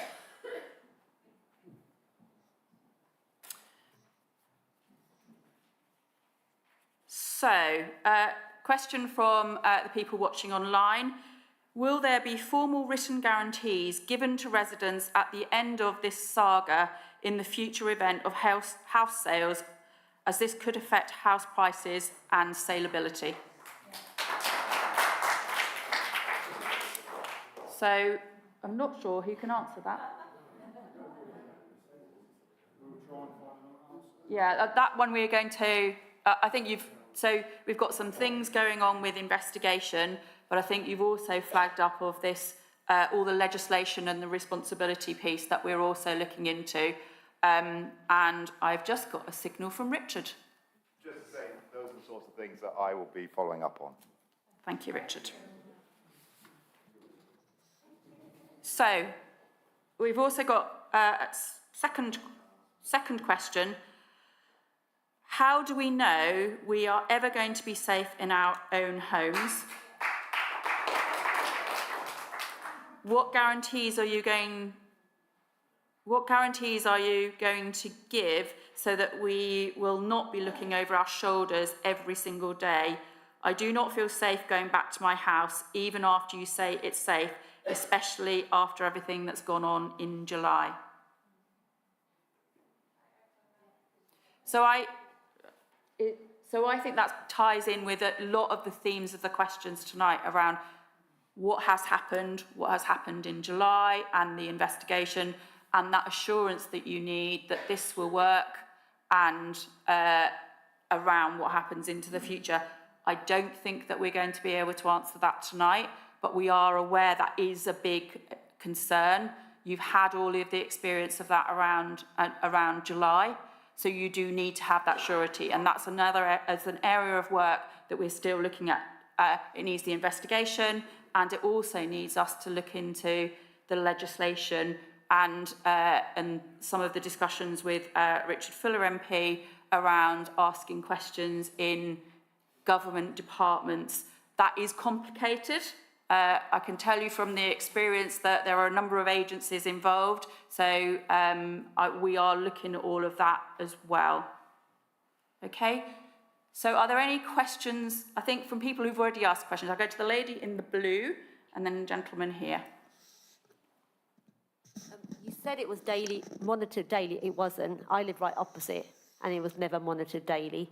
So how can you guarantee that if this is successful, it's going to be monitored daily? My other question is, say if this is not successful, question to you, Paul, what's going to happen with us, with our homes? Is the government going to buy it? Sorry, Richard. What's going to happen there? Because it may not work.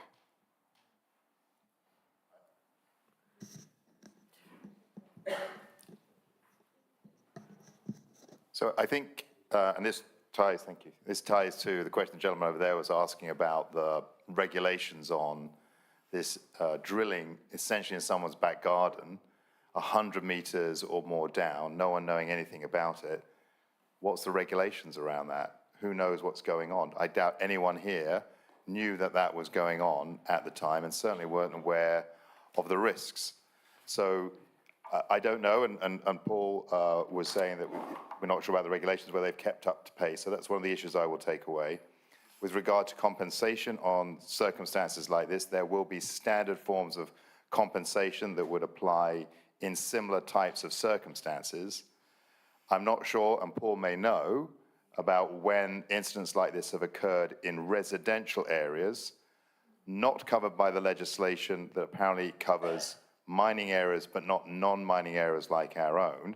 And if there is a read across from what the legislation says is available for compensation under the existing regulations for mining areas, we will then apply that here.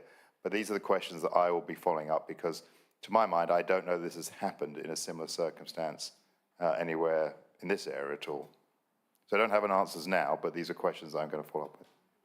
Thank you, Richard. Gentleman in the top. Hold on a minute, because we've got quite a few people online. Hold on. Come in. All right, just to reiterate, I think what the lady said at the back was just seeing how moving forward is this going to continue to be monitored for the natural gas coming out. So I think we've said that is part of, as we move through with the plan of what's happening and the work that's going to be done to the borehole, we will need to agree with the right agencies what the monitoring is ongoing. We can't answer that now because I think there's two parts to it. We need to know what the actions are, then we will agree what the monitoring is. We know that there will need to be ongoing monitoring. Okay, thank you. This is a question back to Dr. Jonathan, if that's okay, about the geology and things that's happening. So with that in my head, I've got this borehole that's been drilled into, there's natural gas in there, and that's been coming out. So that would be a cavity. Am I right to think that that would be a cavity that continues to be underground, where that gas was originally, that's still coming out, or would it just be naturally in the ground? Because my concern is, thinking as we move forward with the explosion, and now there's more natural gas that's coming out, could that have explosion ruptured any other cavities that are down there where the gas could be coming out? And then if the gas is released and there's a void down there or of any nature, what's the risk of the torrential rain we've been having, it continues for a couple of years or what have you, and then a sinkhole happens? What's the likelihood of something like that happening, please? In terms of the first part of your question relating to the geology, I'll do what I can to respond to that. In terms of issues around safety in the future, I'll have to defer to others on that, particularly HSE. In terms of the geological setting, broadly speaking, the bedrock is something called the Oxford clay, particularly near the surface. And then what the geological information indicates is that we have some thickness of interbedded materials. So we've got mudstones and sandstones to possibly in the region of 100 metres. This material could well be performing a capping type function. So it's the sort of material that gas finds it very difficult to make its way through. And clearly the borehole has gone through that material. In terms of what we find at the base of the hole, I think we need more information, but there is, as Paul indicated, indications that we've got a change of material, possibly a limestone. Now, cavities, we don't know. Equally possible is that we have the gas in fractures and joints within the rock. And it's the gas coming from these fractures and joints that is making its way up the borehole. So once it's gone out, and there's a space there, is the potential for further soil above it to just fall into it? Just wanted to know. Are you referring to material falling down the borehole? Sinkhole, like a sinkhole. You know, I've seen it on the news and all that, we've all seen it. Yeah. Is there that potential? Just asking, I'm not geologist.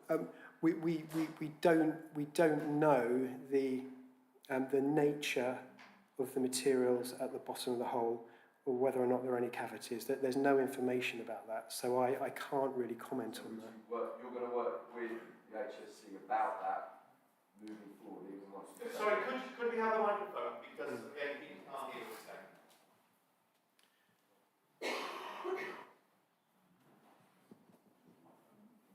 It's coming.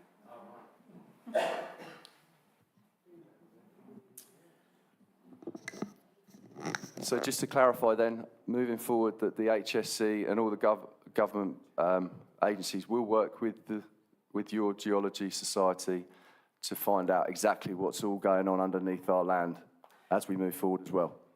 The British Geological Survey will continue to provide any advice and support we can to those making decisions around this. And over the last several days, we've had lots of experts in our organisation doing their utmost to provide that advice and support. Yes.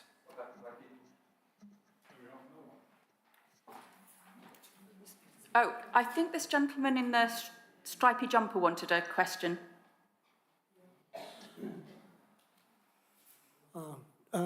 I just wondered if now, when it's all completed, is this likely to raise its head on paperwork in future sales of the houses, or will it just be left that nobody knows anything about? Because normally the slightest thing that insurance companies want to do is bring it to our attention, obviously as a high risk. So one of the organisations we think it would be useful to get involved in a future meeting is the Association of Insurers, so that they can give some feedback on that, which I think would be very helpful. And if you'd like us to do that, we'll get that done. We had that discussion earlier this afternoon, and we think that would be very helpful. And I think they would have to give some of that advice. And then I think that ties into some of the points that Richard is saying that he wants to raise on what is happening on compensation, that clarity around if it happens in mining areas, how does it apply elsewhere? So I think Rich wanted to come in, actually. Yeah, thank you, Laura, and thank you for arranging this evening. Clearly, there are issues that relate to immediate circumstances and getting people back into their homes safely and the current situation, and then there's the overall investigation. But it's clear from some of the questions today, there are these wider concerns about insurance, about the regulations, about explanations. So thanks to Charlie and St. Mark's Church. For anyone who wants to come and ask me questions or to just solidify all the questions, on Saturday from 10 a.m. to 12 noon, I will be here.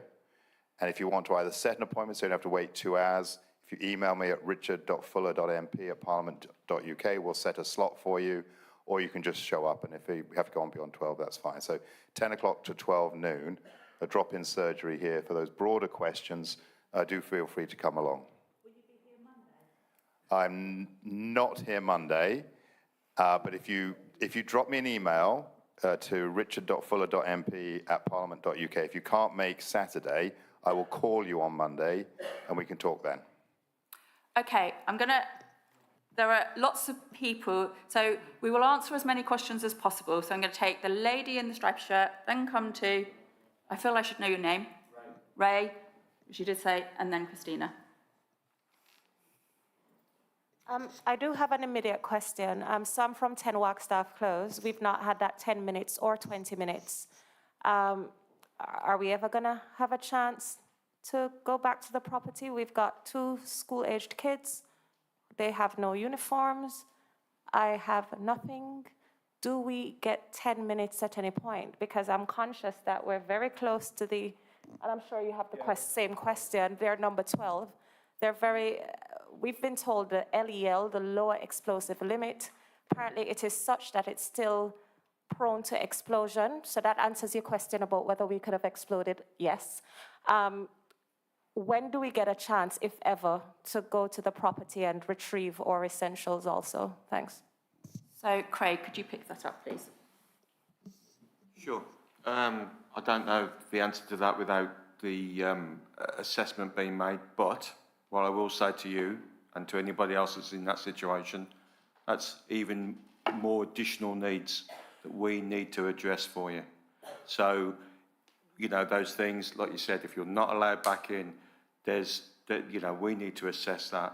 Quite happy for you to, afterwards, come and see us and we'll have a look at that for you. But we will look, the assessment that or the safe system that we're implementing will rely on certain gas levels, which will be taken. And if they aren't, and you can't go in, then that puts you more so in need than others where they can go in.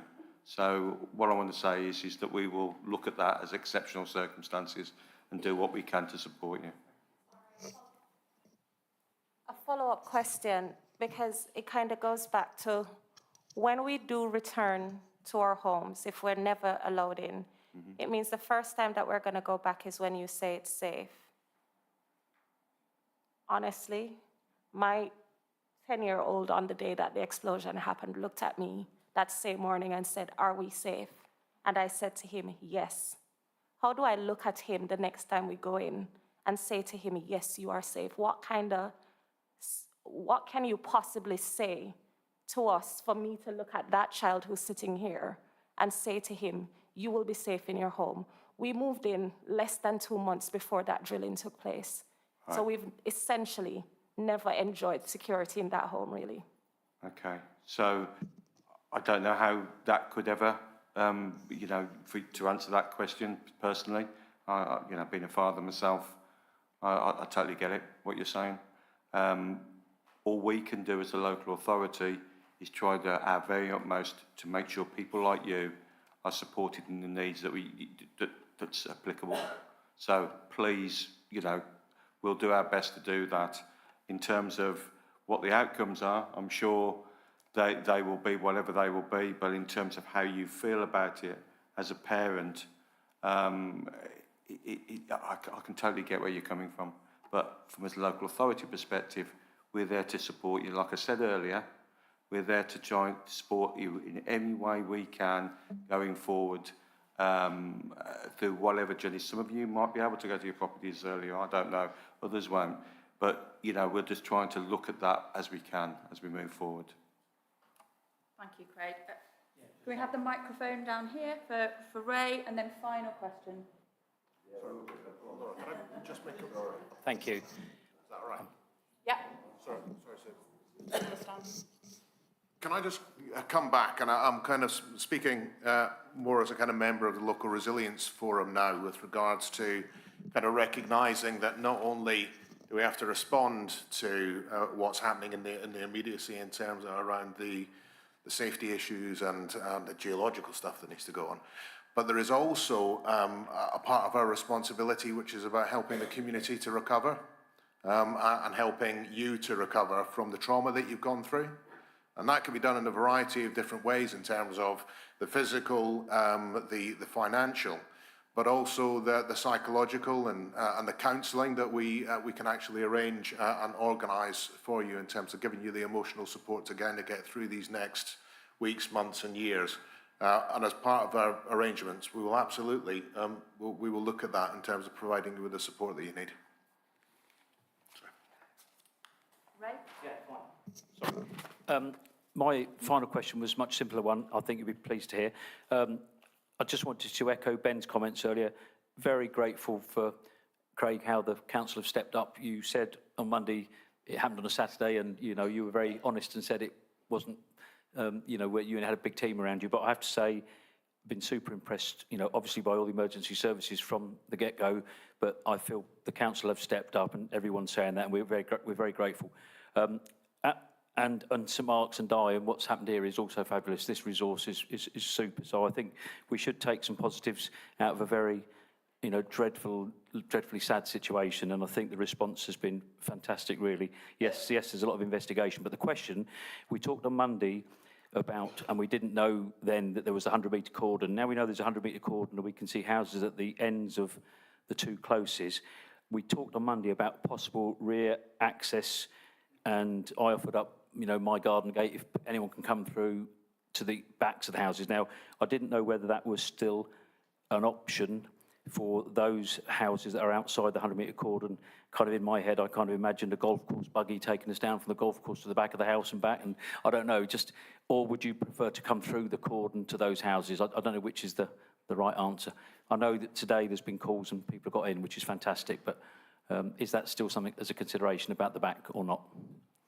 So, sorry, just so I'm clear, about the access for you to get to your property. Yeah, the access to the people outside the cordon at the bottoms of the backs of, well, in fact, there's, looking at the cordon image which was up there, there's quite a few houses that are totally outside the red zone.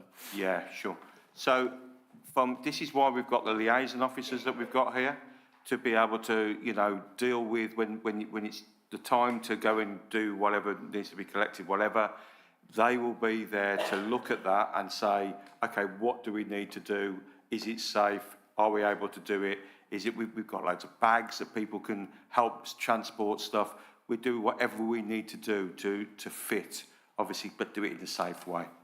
So, yeah, we'll look at that individually. That's part of the thing I was trying to say last week, on Monday, sorry, was that, you know, everybody's got different circumstances and we just need to make sure that we do the right thing for you all individually, like that lady there and that point that she's just made and the point that you've just made as well.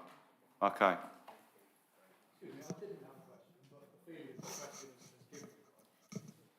Okay. Hi, John Parrott, 25 Wagstaffe Close.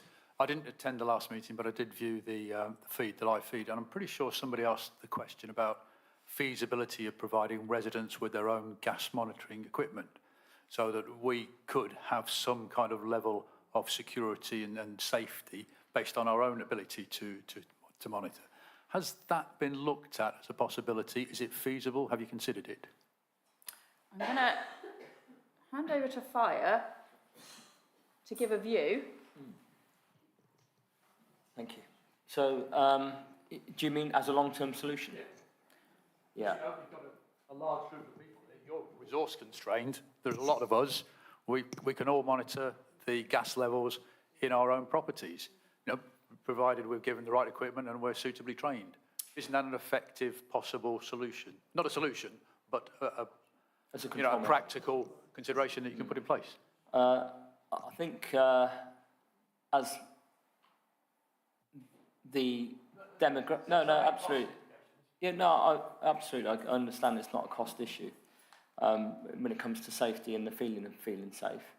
I think if you've got the relevant level of training, if you've got the relevant level of confidence, and you can assure yourself that that's being monitored in the right places at the right time, that makes you feel safer, then why wouldn't that be a control measure? From a reliance point of view, it, unfortunately, because it relies on a human, it's going to be frail. But that's just the reality of the way control measures are. Human factors and error-producing conditions will always result in error, you know, humans making error. It's always better to have an automated process.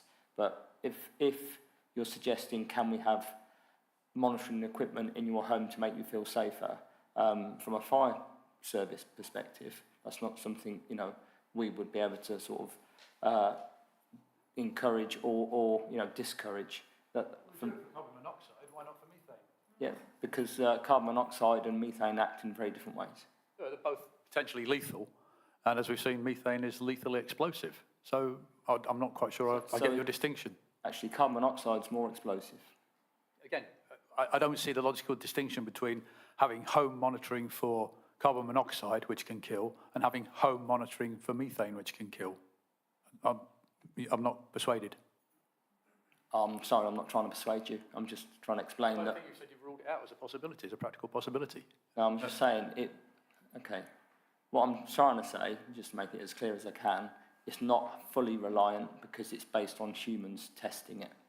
Carbon monoxide is placed in an area that gives you a warning when you're inside the building. When you're not inside that building, you don't get that warning.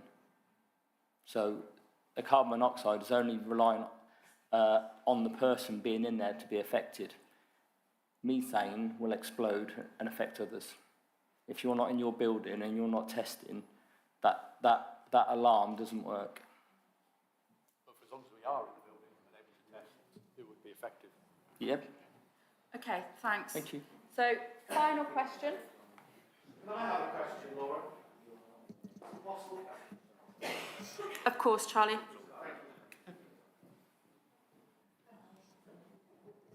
No, you've got here in the hoodie first. Yeah.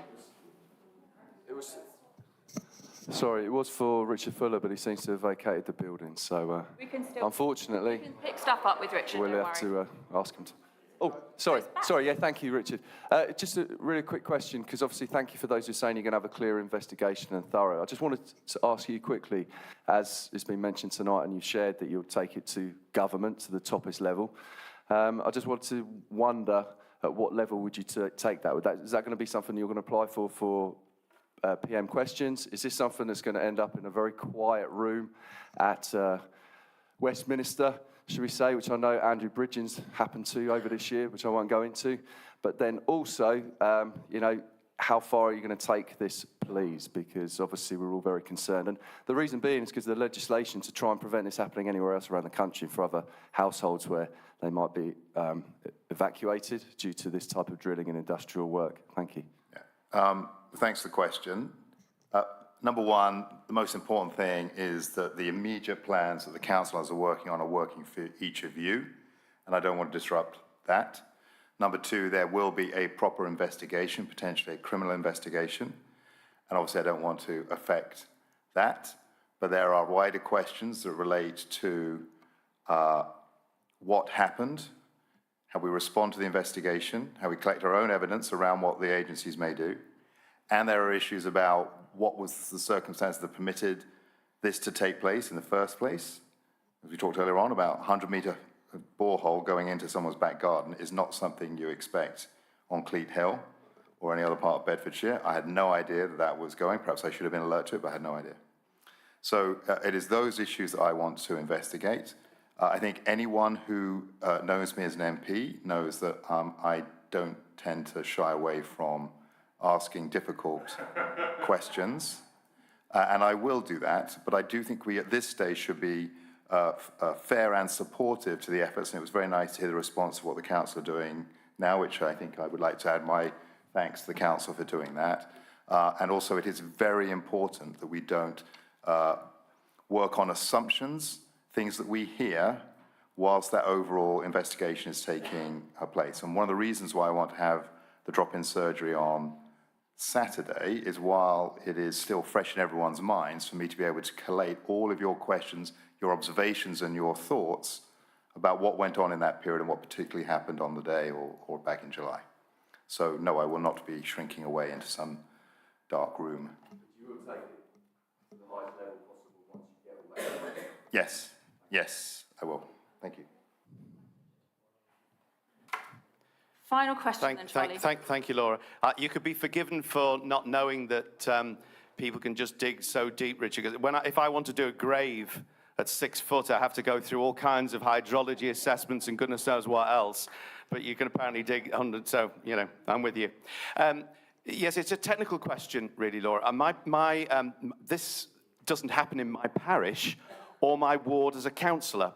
But I do have residents here tonight who are concerned because they live just across the road, and they're curious as to know why this 100-metre cordon is in existence. How do we know that the gas isn't escaping further than 100 metres? Have you done any assessments beyond that limit so that I can just reassure my residents that they are safe and they don't need to have any equipment going in their homes? That's it. Thank you. So I think you've answered. Do you want to answer the question about the cordon again and the selection, and then we'll come over to Paul about the background to that? Yeah, of course. I'll try and rephrase the original response. So 100 metres was an initial cordon based on our emergency response guidance.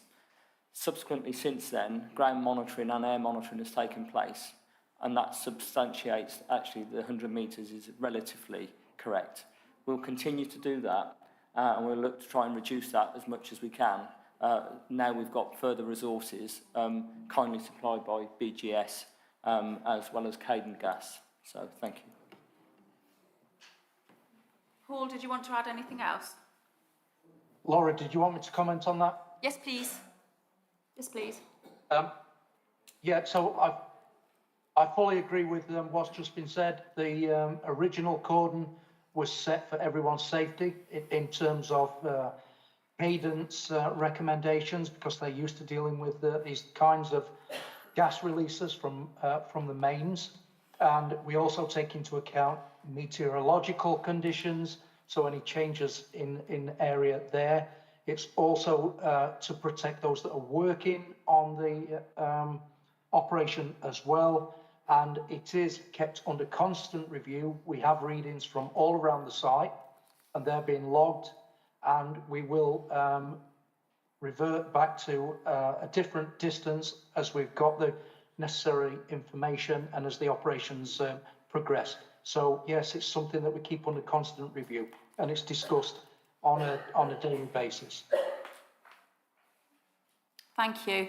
I'm going to bring this evening to a close. So firstly, thank you for coming and having that such a broad range of questions. I hope that you found it helpful that we've got some of the experts in the room. And I think just to echo, we're still at a very early stage in the investigation, and a lot of the questions you're asking about how this has happened, why this has happened, will there be some certainty around that it's going to work, and how will you know that your homes are safe and secure? There's still more work for us to do around that.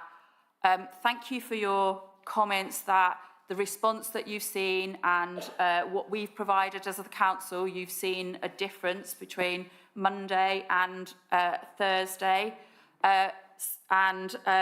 You've got access to a wide range of support: housing, citizens' advice, customer service, adult services, any other welfare support that you've needed. We've also talked tonight about some additional people it'd be useful to have around the table, like, I'm going to call them the insurance industry. That seems a good one to summarise, to have a further thoughts around. And I think you've got that commitment that we as the council are working with Richard to really get some of the answers about the regulatory framework for drilling in residential areas and what that looks like. So there's still a lot of work to do, and we are there to be support to you at this really difficult time. We are also really appreciative of the way that you've responded to everyone that has been working with you and supporting you and to our officers.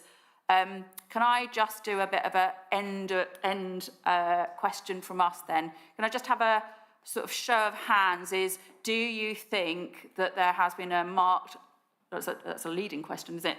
Do you think there is you now have a better understanding of what work is going on, what we're currently doing, and in the response that we've provided to you? There are still lots of questions, and there's still lots of things to be answered, but do you actually feel that we have been moving from Monday to here in supporting you? Thank you. Just then a reminder, you've got an opportunity to come here on Saturday for a surgery with Richard so that he can capture all of your questions. So I think if you've got some of those questions around what's the regulation around that, that's a good place for all of that to go, and Richard then can feed them into the department we now know as DESNES, which is Energy and Net Zero. I don't know why that came up with, but that's one of the areas that we are also talking to. I know that the Chief Fire Officer has also raised those issues. So we as partners are also doing that work. So you also, the support is here, and again, thank you to St Mark's for supporting us in supporting you. That has been really, really helpful. The last thing I want to say is, before the last thing, boss, can you go at the bottom? Can you read that? I think somebody wants it. Can you make an announcement for Susan Barnes? I'm doing that. To speak to front desk on the way out, please. Is Susan Barnes still here? 15 Glenrose? Ah. Yeah, is that all right? Oh, I've never had to do that before, be handed a phone. So one of the other things that we've got is that I'm trying to interpret Charlie Royden's... Just give me a chance, Charlie. So it's unfortunate, but there has been a wake here at St Mark's, but wasn't it here? Somebody kindly brought it from away. Oh, right. But that is here and it's donated. So if you'd like to have refreshments and go back into the room where we've been providing support, there are also sandwiches and refreshments. And we will also be having the meeting on Monday night. I look forward to seeing you there. Can I just say thanks to fire and police because they've been working round the clock since this started.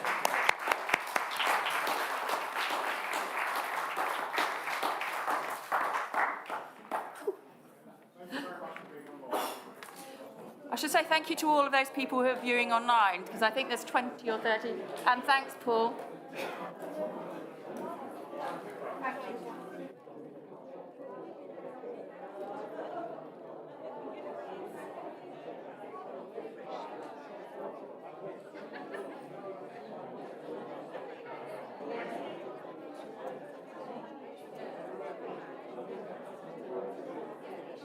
Thank you.